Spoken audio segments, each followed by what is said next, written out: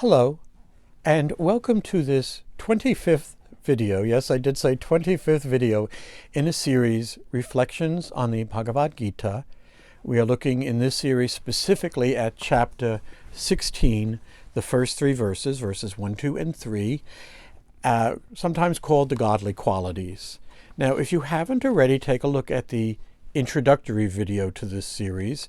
It tells you what I'm doing, how it's going about, and prevents me from having to say that at the beginning of every one of these videos, which, as you will notice, they are quite lengthy. These are not,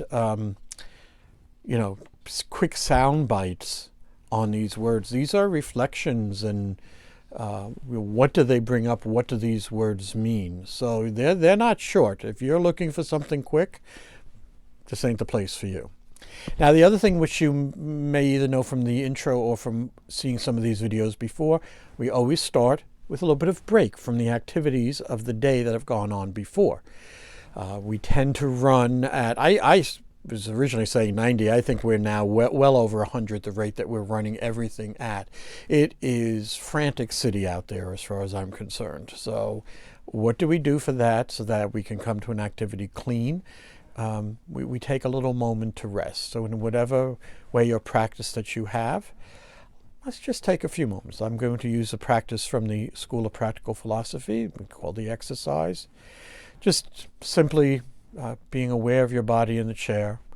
Eyes closed is always helpful so you don't get distracted. And so let's first get to the rest part of this.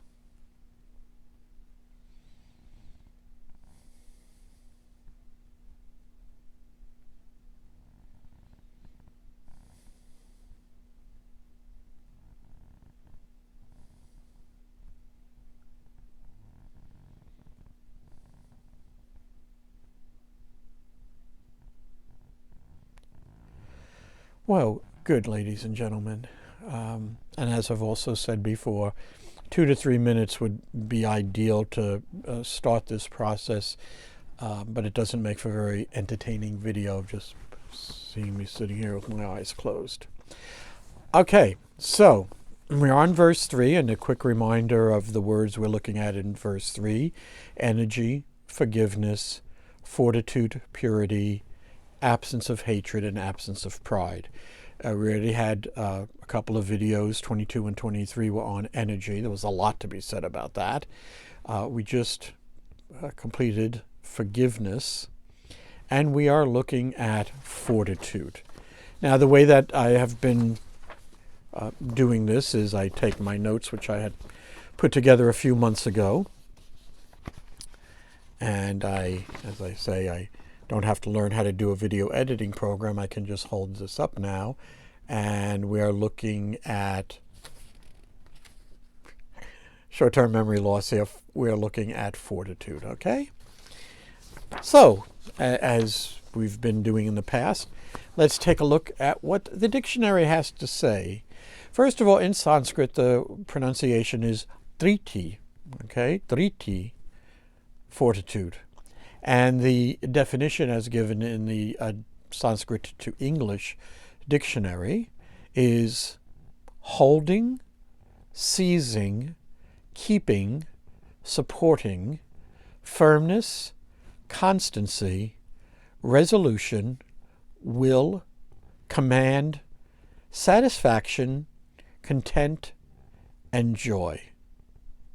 It's quite a variety of places that definition went. Now, sometimes, because the word fortitude is not in our day-to-day, I also go to the English dictionary and see what they have to say about that word. So in the English dictionary, we find the definition of fortitude as follows: strength of mind that enables a person to encounter danger or bear pain or adversity with courage. Mental and emotional strength in facing difficulty, adversity, danger, or temptation courageously.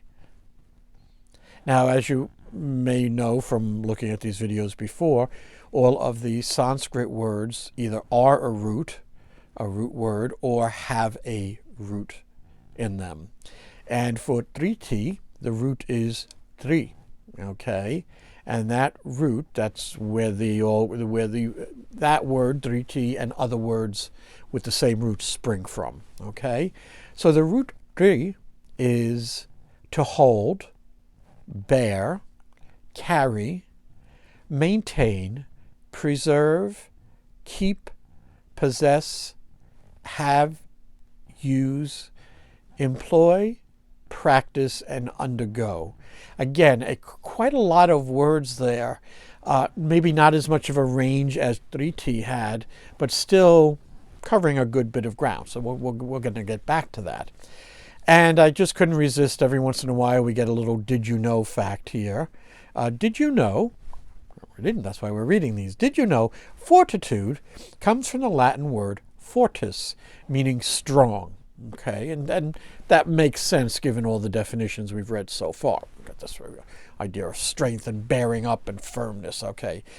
And in English, it has always been used primarily to describe strength of mind, which we clearly saw in the, I think this is Merriam-Webster, mental and emotional strength in facing difficulty. So this did you know little factlet is in agreement with how in English the word is generally used. For a time, however, the word was also used to mean physical strength.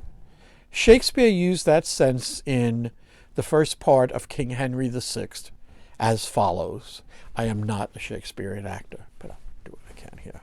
Coward of France, how much he wrongs his fame, despairing of his own arm's fortitude. I know, stick to your day job.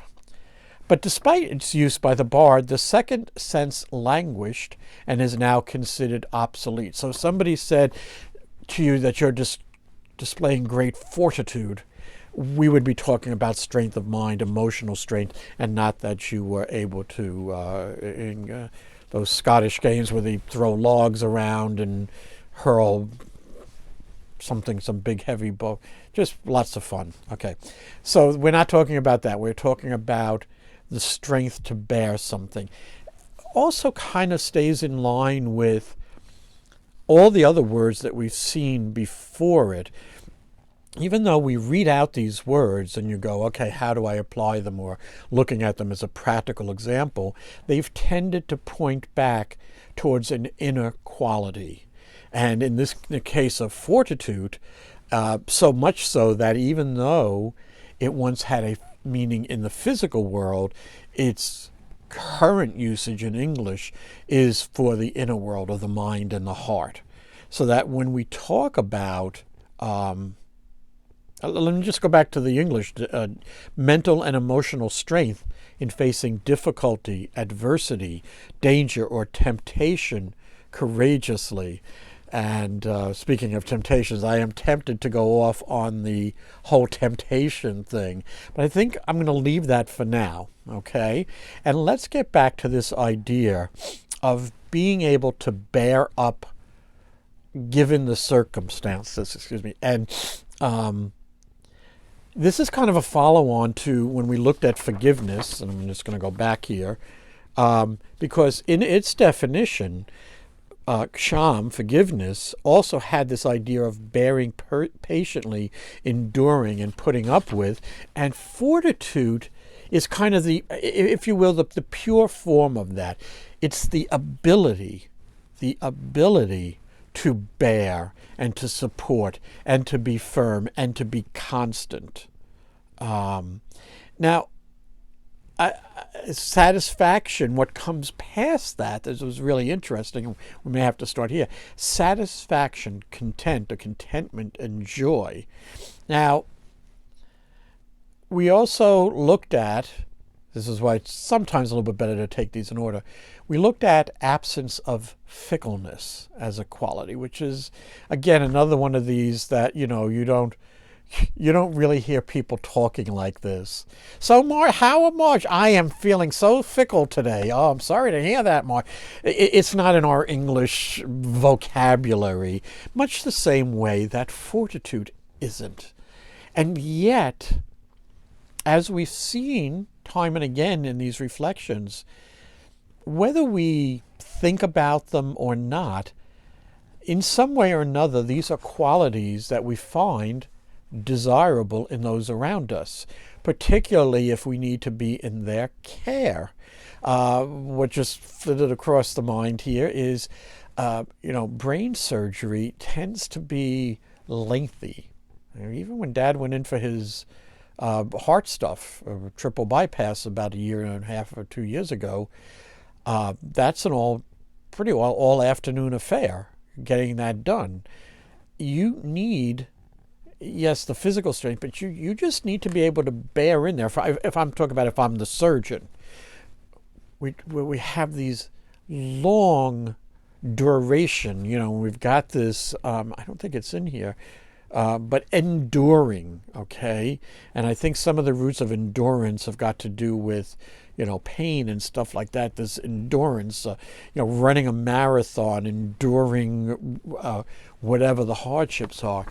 But that no matter what it is, it is, you stick with it. And that's where the fortitude comes in. Now, I might have gotten too many complaints about how much I complain about Americans. First of all, I'm coming to you from America. I was born here and that.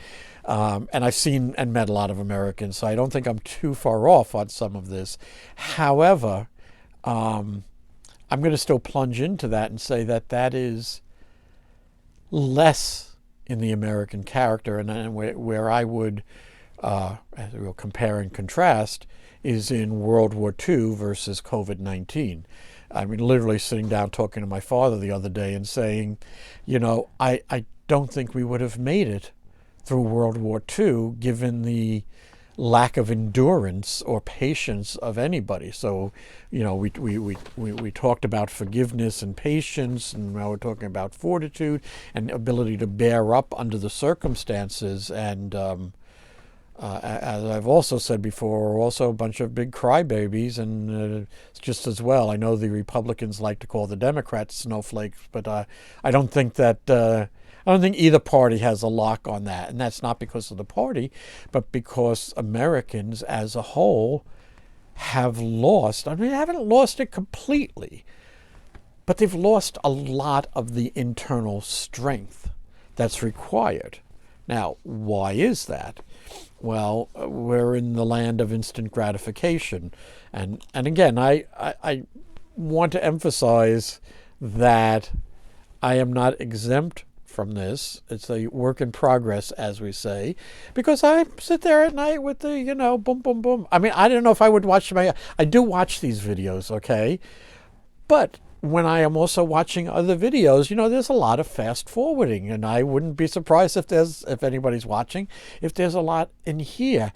And yet sometimes it is necessary, and that's why I'm not doing 5-minute sound bites on these. It is necessary to go the full measure, to go the full distance.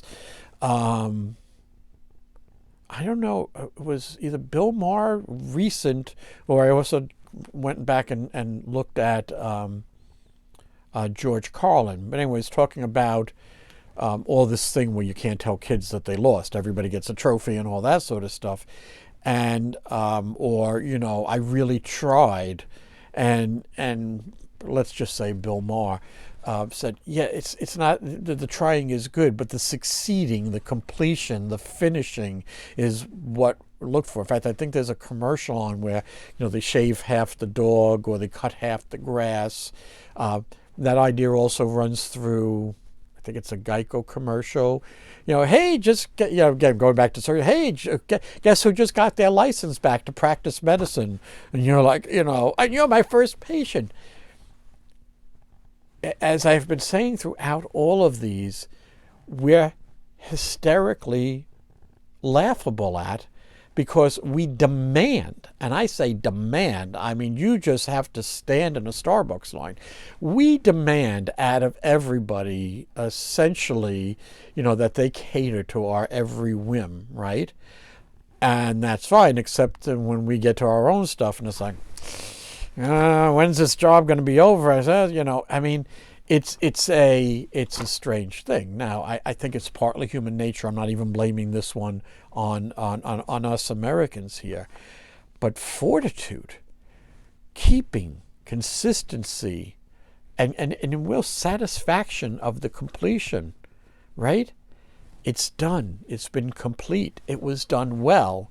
Well, okay, well, we hope so.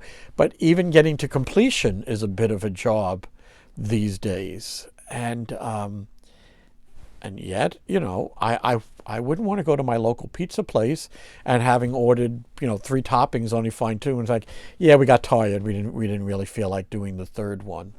So even though we're talking, quote, at this godly qualities level, as I've said before, we're really talking about qualities of being human here.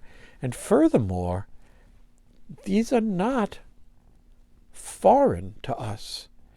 And the easiest way to look at this is write down your list of expectations for somebody who you want to work with, or you want to be with, or you want to do something for you. People talk about first of all, running the course, and then of course now we want them to do the extra mile and everything else that modern corporations demand out of us, right? But that's what you want. You don't want half complete. You don't want shoddy work. You don't want unfinished work. You want it to be done and complete. I'm going to have to put this down. I don't think I need it. I think that this is, unlike modesty, where people went, modesty, I think I've heard of that. Unlike modesty and even forgiveness, which is tricky because there's a lot of fake forgiveness, fortitude, although we may not think about it that way, this satisfaction, this joy of completion, this making it to the end, this finishing it, whether it's yourself or a team. I mean, I think there's a country song on why we drink beer. And, the team won, the team lost, our friends are over, our friends left. I mean, whatever it is, as long as the activity completes, there's a great sense of satisfaction in it. People talk of a job well done. And again, I'm kind of hoping that we're doing the job well.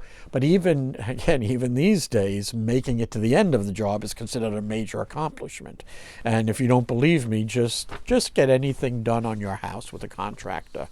I think it's got to be an extra fine print, this little clause that says, we will only finish 90% of the work, and then you're going to have to beg us for the next 10%, and it ain't happening anyway.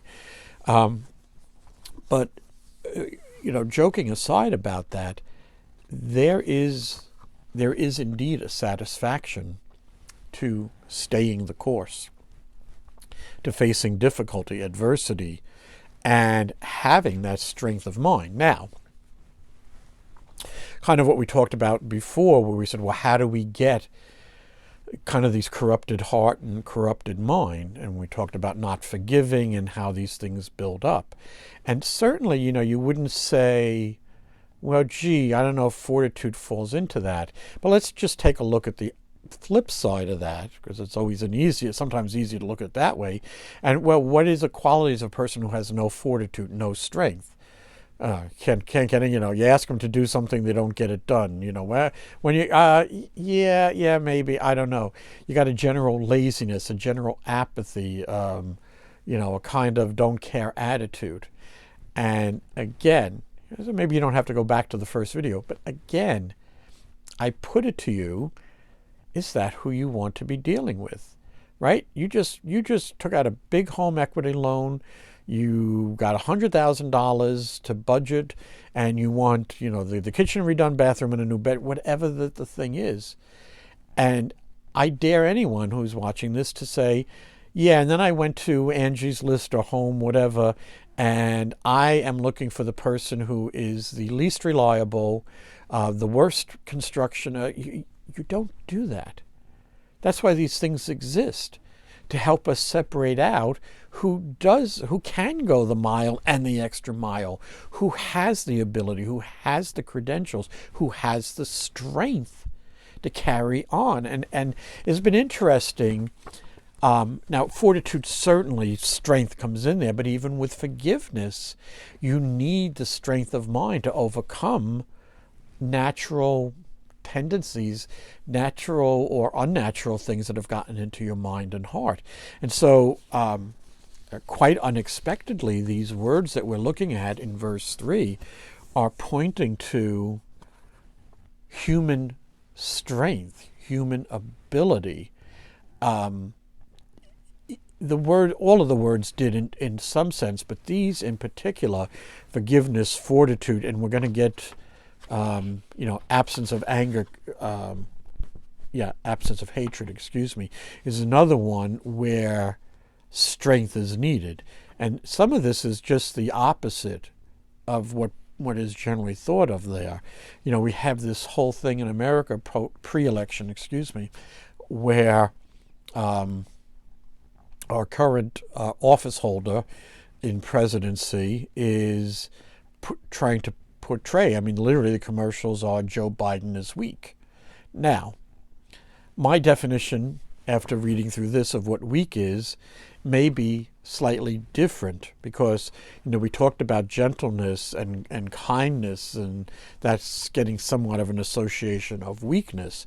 But in reality, weakness is not being able to do what you say you're going to do. I'm gonna get to that later, and later comes and goes, and nothing has happened. That's weakness. That's not strength, people. Now, because we gloss that over with every excuse in the book, but and I know both from my father and other people's fathers. I'm old enough that all of our fathers, that generation, were of the generation that worked 2 and 3 jobs, because that was what was needed to make sure the family was fed, to make sure we kids could get to eat, get to school, and whatever else was necessary. And I believe it's Larry Miller, comedian, who, one of the best lines on that, says, he says, our parents did this and that, and we had 3 jobs, and, built on an extension to the house. That was all before, the afternoon was over on the weekend. He says, nowadays, if I go to the bank and the cleaners in the same day, I'm exhausted. And, it may be a joke, but there's the difference in strength of being, of fortitude, of constancy, of resolution. Now, it's not to say every single one of us is as weak as this is, but practice, as we've said, comes in. And if you practice putting things off, if you practice not doing things, if you practice excuses and lying and everything else that goes with it, as we said, you get very good at it. And it comes to the point where even you believe your own stories, and what do they say in Hollywood? Never believe your own publicity, okay? So, the advice, don't what's going on up here? Ooh, that's the last thing you believe, okay? That is weakness. Strength is a person does what they say consistently, with great care, with great resolve, with a concern for the person who that person is doing it for. So it's not just a matter of going to all I can think of is certain diners that I've been to, where the waiter or waitress practically flings the stuff across onto the table, and they're away for you don't even get a chance to ask them anything, because they're not really interested. That really makes you feel cared for. So all of these words come back to, as we said before, how do you act? And fortitude may be kind of the basement or the foundation of your ability to do all the rest of the things that we've talked about here, because you need strength of mind, you need strength of heart. And we've talked about all the impediments in the heart, and how that makes, if you will, the light of God go bing, bing, bing, bing, bing. It's like when you play pinball, right? Everything's bouncing all over the place, and maybe something gets out that looks like the start. It's like, going through your heart and mind is like, the game of telephone. It's gone through 50 different things and attitudes and what have you. But just consider what it would mean for it to come out straight, pure, strong, firm, constant, Okay? Able to do what you say you are going to do. Wow. Okay. I am going to leave it at that for the first half. I'm not sure what we're doing in the second half. Yeah, there's no real quotes prepared on this one. So let's do what we always do. I take a few minutes in here. I put this on pause. You get to get a glass of water, so do I. And we'll be back in a few seconds from your point of view, okay? Stay tuned.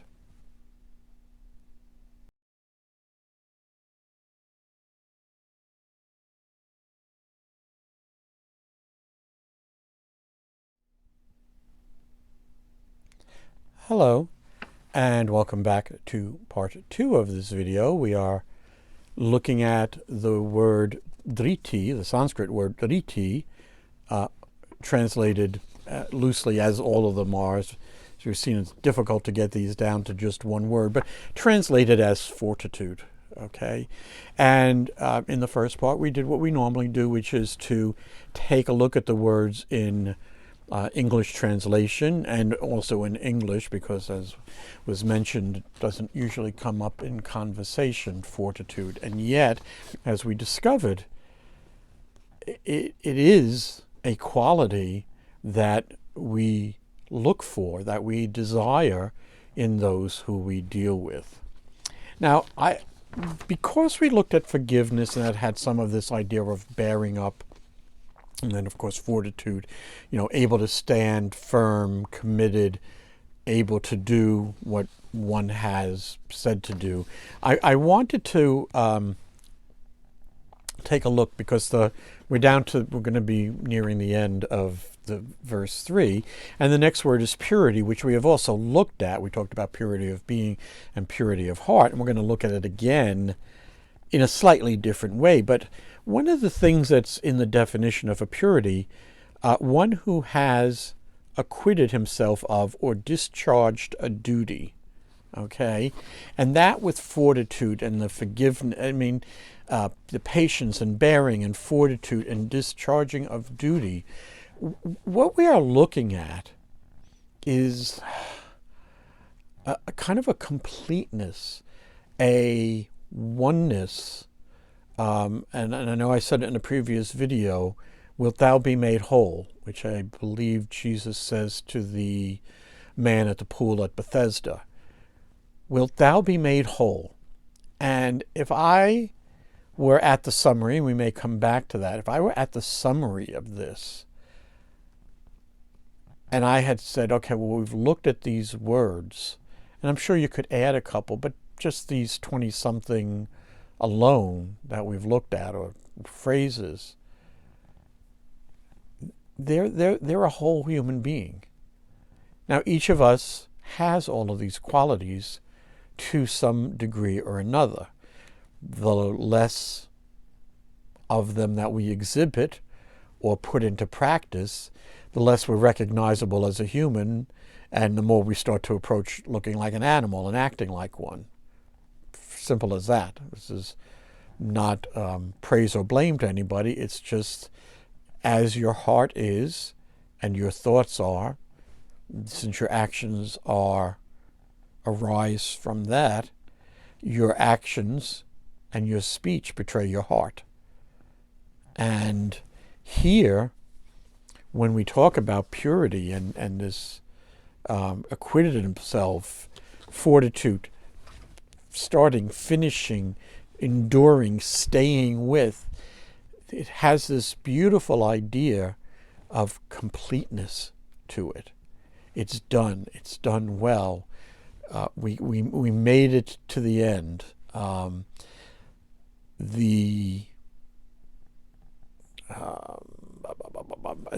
there's two things, and sometimes it's better to close your eyes and it. So one is Pilgrim's Progress, and the other is a Karen Peck song. Let's do Pilgrim's Progress first. It's a tough trip. I'm going to do, there's 2 parts to Pilgrim's Progress. When Christian himself goes out is the first one. And, he endures all of the, in fact, that trip there's parts of it that are straight out of stuff that we've read here. As I said, it doesn't, if the religion, if the founder is true and loving, the message is there. And you can go to the church, you can go to the temple, mosque if that's the case, whatever it is. If that message is true and pure and not harmful to other human beings, you can find the same information. And so Christian, making the trip to the celestial city, which he does make it to, and this idea of great rejoicing at the end, a lot of Southern gospel songs, and I'll get to Karen Peck in there, kind of have this idea of the race is won. And Karen Peck's song, I think, adds one more thing to it, which is appropriate. The song is called Finish Well. Every day that we've been given, finish well. And where she starts the song is, although we tend to imagine the finish line and what it will be like, when you've made it, you are not there yet. And even something as lovely and as much of an example as Fortitude, of keeping your eye on the prize, as they like to say, what the end goal is, all of that. Yes, you need to keep your eye on that prize, but you're not there yet. And you need to stay vigilant, which is why at least the Christian Bible is filled with stories of vigilance, okay? You need to, it's not like, I'm exhibiting fortitude. I'm going to make it all the way to the end. And, and I know what it's going to be like when I get there. And then there's this kind of, it happens naturally in any sort of project. I tend towards mostly technology projects, but, there's various graphs of interest. And, especially right before that final boom, big push, there is kind of a lack of interest. You know where you're going to get to, and it's kind of, we're going to be there, and that's not the time to slack off. And that's exactly, and I believe I'm sorry, people, I have to go back to the commentary here. Yes, going back to Shankaracharya's commentary, that state of mind which removes the exhaustion of the body and senses when they droop down, and upheld by which the body and senses no longer get dejected. So we all know this. Our household was famous for these grand driving trips across half of America, and I can't tell you how many times at 11 o'clock I was pretty well, we had a reservation, a hotel, so we had to get there. We knew the goal and everything, but at 11 o'clock, with still an hour to go, it was like, can't we just pull over into the woods here and sleep under the stars and forget about the hotel reservation? Because you do have this, you need that push, whether it's adrenaline, open the windows or something, but it is a natural progression in tasks, in activities that start and end. And start and end could be as the James Webb Telescope, which is now in its gazillionth year of trying to literally get off the ground. But there is, again, you've got to be able to call upon all of these qualities through your inner strength. And if you have been practiced, just like I say, if all you practice is lying, your ability to tell the truth, or actually, again, I always say, your ability to not lie is severely limited by what you're practicing. And so if you spend all your time lounging around, I'll get to it and stuff like that, that inner fortitude becomes unavailable. Now, of course, we shake our fists at heaven and we curse God and the angels and everybody else around because, why? Well, that's a good question. Why? Because the actions are, or the inaction in this case, is coming from within. And so, once more, I will say it is not a lack of grace. It is not a lack of generosity on the part of the creation. We are living in full abundance. But even living in the midst of a field of tomatoes and cucumbers and corn and I'm doing the vegetarian version, even in the midst of all of that, you can still starve if you don't want to do anything. Or if you have so turned around that you can't recognize food for what it is. And maybe not the greatest of analogies, but this is what we're talking about here with every single one of these qualities. And kind of why I said in the first half that what we're looking at and why I think that fortitude is foundational is you need the strength. The house that we had in New Jersey there was built in 1928, back, as we say, when they knew how to build a house. And, I remember when this was probably now 40 years ago, wow, it's longer, when the inspector came in and went all the way up to the top of the roof and looked at, all the beams on the inside in the attic and said, they haven't moved. Well, they haven't moved because they're good, but all the way down to the foundation. I mean, that was massive beams. Now, of course, with modern engineering and stuff, they don't need to be quite that massive. They can get the same strength out of it. But the point of the matter is, if you're building a house and expect it to stand, it needs a good foundation. And again, it sounds a little bit biblical here, but, one needs, all right, we'll skip the biblical, 3 pigs, right? The straw, the wood, the stone, not building on shifting sand. I mean, whatever the case may be, all of these qualities that we're talking about are qualities that are meant to be in action, that practiced bring help and joy and love to those around us, and not practice bring exactly the opposite. And one doesn't have to go too far to understand what we're all practicing right now. But whatever the case may be, the ability to stick with it it's fundamental, it's foundational, it's key, it's the start of everything. And if that is not right, we've talked about this too, if the foundation isn't right, you get the Leaning Tower of Pisa. And the only way, and I don't know if you watch any of the Nova specials or what have you, but the Leaning Tower of Pisa started leaning as they were building it. Now, the way that you fix that, and maybe it was just as well because you get a landmark, the way that you fix that is just take the thing apart and you either build down the block where there's not, bad soil underneath of you. But the Leaning Tower of Pisa actually, started to lean as they were building it. And what they did was they started moving the bricks. It kind of takes a bend too because they were trying to push the weight back. Okay. But you need the foundation to be strong, and you are never going to correct the errors afterwards. Heard it applied to math problems. If your original assumption is wrong, if you somehow or another wrote down 2 + 2 = 5 and then continued on from there, no amount of going forward is ever going to make your final equation correct.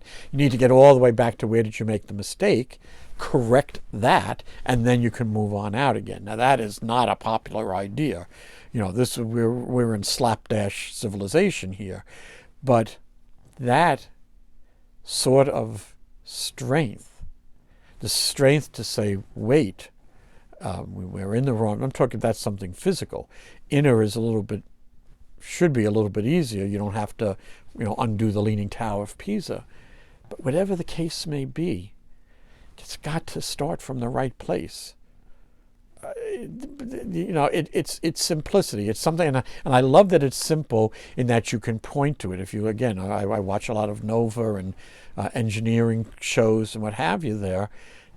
The pyramids, another one. The guys architect looking at it.